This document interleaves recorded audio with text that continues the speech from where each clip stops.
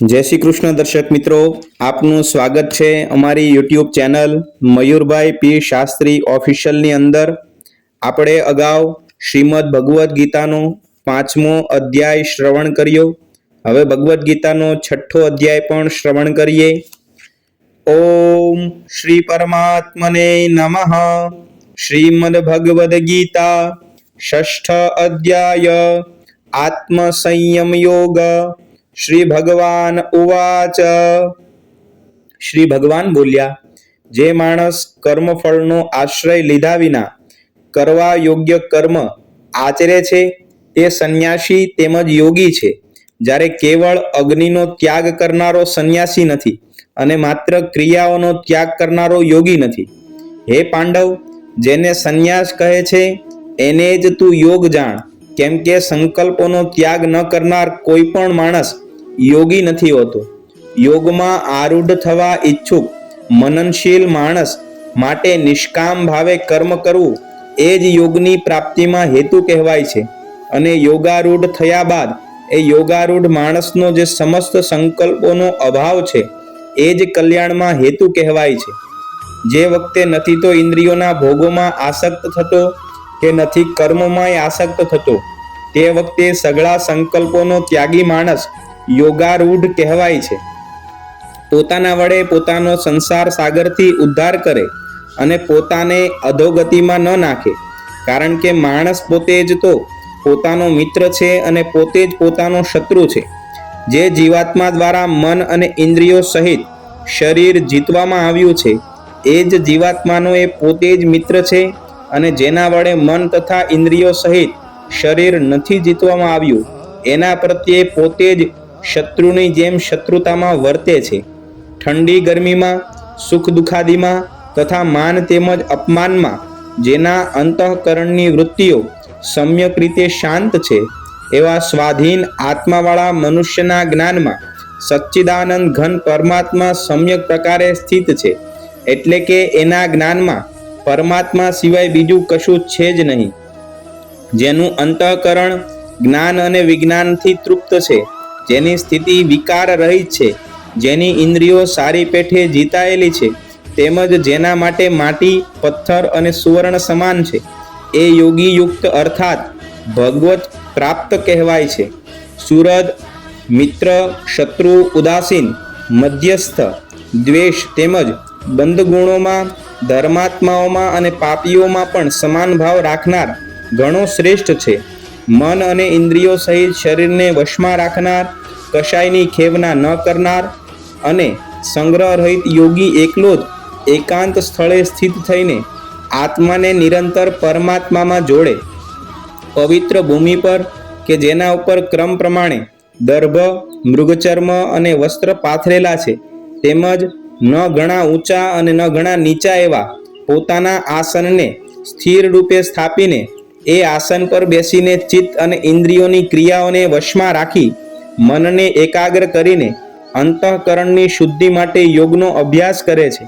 કાયા, મસ્તક અને ડોકને સીધા તેમજ ટટ્ટાર ધારણ કરીને અને સ્થિર થઈ પોતાની નાસિકાના અગ્રભાગે દ્રષ્ટિ ટેકવીને અન્ય દિશાઓને ન જોતો બ્રહ્મચારીના વ્રતમાં સ્થિત નિર્ભય તથા સમ્યક રીતે શાંત અંતઃકરણનો સાવધાન યોગી મનને સંયત કરી મારામાં ચિત્ત જોડી અને મારા પરાયણ થઈને ધ્યાનમાં બેસે. વશ કરેલા મનનો યોગી આ રીતે આત્માને નિરંતર મુજ પરમેશ્વરના સ્વરૂપમાં જોડતો મારામાં રહેલી પરમ આનંદની પરાકાષ્ઠા સ્વરૂપ શાંતિને પામે છે. હે અર્જુન, આ યોગ ખૂબ ખાનારનો સિદ્ધ થતો નથી, તેમજ બિલકુલ ન ખાનારનો પણ સિદ્ધ થતો નથી, તથા ઘણું ઊંઘનારનો સિદ્ધ થતો નથી, તેમજ હંમેશા જાગનારનોય સિદ્ધ થતો નથી. દુઃખોનો નાશ કરનાર યોગ તો યથાયોગ્ય આહાર વિહાર કરનારનો, કર્મોમાં યથાયોગ્ય ચેષ્ટા કરનારનો તથા યથાયોગ્ય ઊંઘનાર તેમજ જાગનારનો જ સિદ્ધ થાય છે. સંપૂર્ણ વશમાં કરેલું ચિત્ત જે વખતે પરમાત્મામાં જ સમ્યક રીતે સ્થિત થઈ જાય છે, તે વખતે સમસ્ત ભોગોથી નિસ્પૃહ થયેલો માણસ યોગ યુક્ત કહેવાય છે. જે રીતે વાયુ વિનાના સ્થાનમાં રહેલી દીવાની જ્યોત ડોલતી નથી એવી જ ઉપમા પરમાત્માના ધ્યાનમાં લાગેલા યોગીના જીતાયેલા ચિત્તની કહેવાય છે. યોગના અભ્યાસથી નિરુદ્ધ થયેલું ચિત્ત જે અવસ્થામાં ઉપરતી પામે છે અને જે અવસ્થામાં પરમાત્માના ધ્યાનને લીધે શુદ્ધ થયેલી સૂક્ષ્મ બુદ્ધિ દ્વારા પરમાત્માનો સાક્ષાત્કાર કરતો સચ્ચિદાનંદ ઘન પરમાત્મામાં જ સંતુષ્ટ રહે છે. ઇન્દ્રિયોથી અતીત માત્ર શુદ્ધ થયેલી સૂક્ષ્મ બુદ્ધિ દ્વારા ગ્રહણ થઈ શકે તેવો જ તે અનંત આનંદ છે. એને જે અવસ્થામાં અનુભવે છે અને જે અવસ્થામાં સ્થિત આ યોગી પરમાત્માના સ્વરૂપથી કદીએ વિચલિત થતો જ નથી. પરમાત્માની પ્રાપ્તિરૂપી જે લાભને પામીને એનાથી વધુ બીજા કશા લાભને નથી માનતો અને પરમાત્મા પ્રાપ્તિ સ્વરૂપ જે અવસ્થામાં રહેલો યોગી ઘણા ભારે દુઃખથી પણ વિચલિત નથી થતો. જન્મ મરણના દુઃખરૂપ સંસાર સાથેના સંયોગથી જે રહિત છે તથા જેનું નામ યોગ છે એને જાણવો જોઈએ. એ યોગ નહીં, કંટાળેલા અર્થાત ધૈર્યશીલ અને ઉત્સાહી ચિત્તથી નિશ્ચયપૂર્વક કરવો જોઈએ. સંકલ્પથી ઉત્પન્ન થતી સઘળી કામનાઓને સમૂળી ત્યજીને તેમજ મન વડે ઇન્દ્રિયોના સમુદાયને બધી બાજુથી સમ્યક રીતે રોકીને ક્રમે ક્રમે અભ્યાસ કરતો ઉપરતિને પામે તથા ધૈર્યશીલ બુદ્ધિ દ્વારા મનને પરમાત્મામાં સ્થિત કરીને પરમાત્મા સિવાય બીજા કશાયનું ચિંતન ન કરે. આ સ્થિર ન રહેનારું અને ચંચળ મન જે શબ્દાદી વિષયના નિમિત્તે સંસારમાં વિચરે છે તે વિષયમાંથી રોકીને એને વારંવાર પરમાત્મામાં જ નિરુદ્ધ કરવું. કેમ કે જેનું મન સમ્યક રીતે શાંત છે, જે નિષ્પાપ છે અને જેનો રજોગુણ શાંત થઈ ચૂક્યો છે એવા સચ્ચિદાનંદ ઘન બ્રહ્મની સાથે એકાત્મતાને પામેલા આ યોગીને ઉત્તમ આનંદ પ્રાપ્ત થાય છે. એ પાપ વિનાનો યોગી આ પ્રમાણે નિરંતર આત્માને પરમાત્મામાં જોડતો સુખેથી પરબ્રહ્મ પરમાત્માની પ્રાપ્તિ સ્વરૂપ અનંત આનંદનો અનુભવ કરે છે. સર્વવ્યાપી અનંત ચેતનામાં એકાત્મ ભાવે રહેવારૂપી યોગથી યુક્ત આત્મવાન તેમજ સૌમાં સમભાવે જોનાર યોગી આત્માને સર્વભૂતોમાં રહેલો અને સર્વભૂતોને આત્મામાં કલ્પિત જુએ છે. જે માણસ સઘળા ભૂતોમાં સહુના આત્મારૂપ મુજ વાસુદેવને જ વ્યાપેલ જુએ છે અને સઘળા ભૂતોને મુજ વાસુદેવની અંતર્ગત જુએ છે, એને માટે હું અદ્રશ્ય નથી હોતો અને એ મારા માટે અદ્રશ્ય નથી હોતો. જે માણસ એકાત્મ ભાવમાં સ્થિત થઈને સર્વભૂતોમાં આત્મા રૂપે રહેલા મુજ સચ્ચિદાનંદ ઘન વાસુદેવને ભજે છે એ યોગી સર્વ રીતે વર્તવા છતાં મારામાં જ વર્તે છે. હે અર્જુન, જે યોગી પોતાની જેમ સઘળા ભૂતોમાં સમ જુએ છે તેમજ સુખ અથવા દુઃખને બધામાં સમ જુએ છે એ યોગી પરમ શ્રેષ્ઠ મનાયો છે. અર્જુન બોલ્યા, હે મધુસૂદન, જો આ યોગ આપે મને સમભાવે કહ્યો, મન ચંચળ હોવાને લીધે હું આની નિત્ય સ્થિતિને નથી જોતો. કેમ કે હે શ્રી કૃષ્ણ, મન ઘણું ચંચળ, પ્રમથન સ્વભાવનું, અત્યંત દ્રઢ અને બળવાન છે. આથી એને વશમાં કરવાનું હું વાયુને રોકવાની પેઠે ઘણું દુષ્કર માનું છું. શ્રી ભગવાન બોલ્યા, હે મહાબાહો, નિસંદેહ મન ચંચળ તેમજ મુશ્કેલીથી વશ થનારું છે. છતાં પણ હે કુંતીપુત્ર, એ અભ્યાસ અને વૈરાગ્ય વડે વશમાં થાય છે.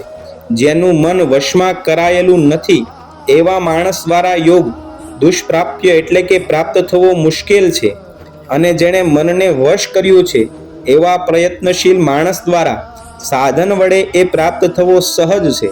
એ મારો મત છે.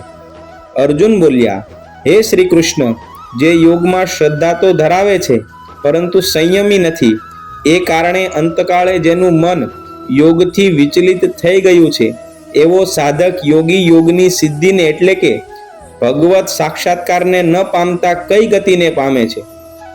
હે મહાબાહો, શું એ ભગવત પ્રાપ્તિના માર્ગમાં મોહ પામેલો અને આશ્રય વિનાનો માણસ છિન્ન ભિન્ન થયેલા વાદળની પેઠે બેય બાજુથી ભ્રષ્ટ થઈને નાશ તો નથી પામતો ને?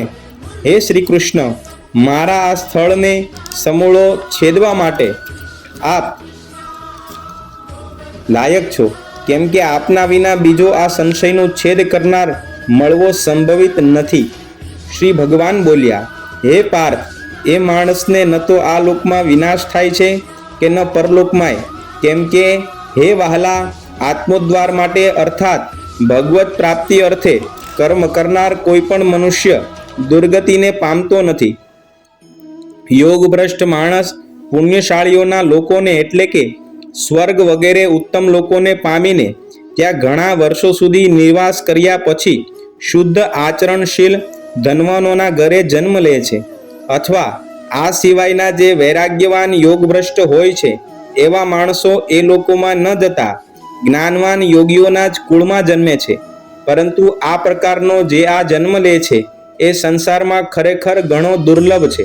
ત્યાં તે પૂર્વજન્મના શરીરમાં સંગ્રેલા બુદ્ધિ સંયોગને એટલે કે સમબુદ્ધિ સ્વરૂપ યોગના સંસ્કારોને અનાયાસે જ પામે છે. અને હે કુરુનંદન, એ પ્રભાવને લીધે એ ફરીથી પરમાત્માની પ્રાપ્તિરૂપી સિદ્ધિ માટે પહેલા કરતાં પણ વધુ પ્રયત્ન કરે છે. તથા જે શ્રીમંતોના ઘરે જન્મ લેનાર યોગભ્રષ્ટ છે તે પરાધીન હોવા છતાં એ પૂર્વજન્મના અભ્યાસના બળે જ નિઃશંકપણે ભગવાન પ્રત્યે આકર્ષાય છે અને સમબુદ્ધિ સ્વરૂપ યોગનો જિજ્ઞાસુ પણ વેદમાં કહેલા સકામ કર્મોના ફળને ઓળંગી જાય છે. પરંતુ પ્રયત્નપૂર્વક અભ્યાસ કરનાર યોગી તો પાછલા અનેક જન્મોના સંસ્કાર બળે આ જ જન્મે સંસિદ્ધિ થઈ સમગ્ર પાપોથી રહિત થયા બાદ તત્કાળ જ પરમ ગતિને પામે છે. યોગી તપસ્વીઓ કરતાં શ્રેષ્ઠ છે, શાસ્ત્રજ્ઞોથી એ શ્રેષ્ઠ મનાયો છે અને સકામ કરનાર યોગીઓથી પણ શ્રેષ્ઠ છે. માટે હે અર્જુન, તું યોગી થા. સઘળા યોગીઓમાં પણ જે શ્રદ્ધાવાન યોગી મારામાં જોડાયેલા અંતરાત્માથી મને નિરંતર ભજે છે એ યોગી મને સૌથી શ્રેષ્ઠ માન્ય છે. ઓમ તત્સદ ઇતિ શ્રીમદ ભગવદ્ ગીતા સુપનિષત્સુ બ્રહ્મ વિદ્યાયામ યોગશાસ્ત્રે શ્રી કૃષ્ણ અર્જુન સંવાદે આત્મ સંયમ યોગ નામઃ ષષ્ઠોધ્યાયઃ. શ્રી કૃષ્ણાર્પણમસ્તુ.